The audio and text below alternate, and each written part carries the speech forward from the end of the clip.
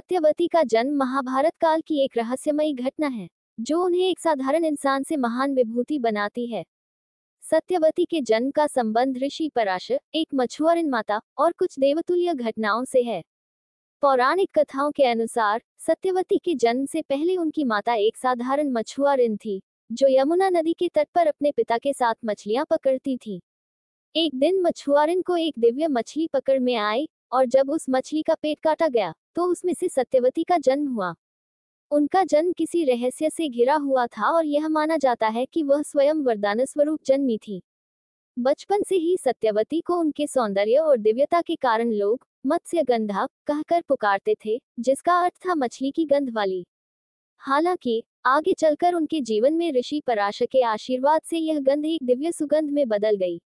एक दिन जब सत्यवती नाव पर यात्रा कर रही थी, तब महान ऋषि पराशर ने उन्हें देखा। उनके रूप सौंदर्य से प्रभावित होकर ऋषि पराशर ने उनसे संतान की इच्छा जताई। सत्यवती ने इस प्रस्ताव पर चिंतन किया और अपनी मर्यादा की रक्षा के लिए कुछ शर्तें रखी।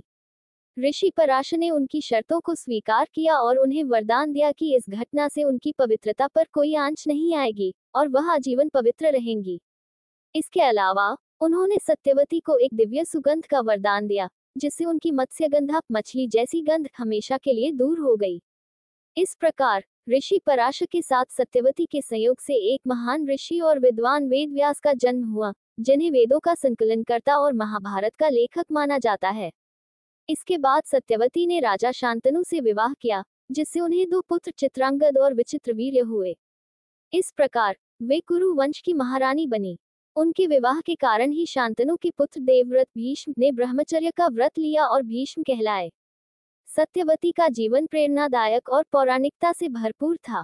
उनका जन्म एक साधारण मछुआरिन के रूप में हुआ था, लेकिन परिस्थितियों और घटनाओं के कारण वह कुरु वंश की महारानी बनी और भारतीय इतिहास में अमर हो गईं।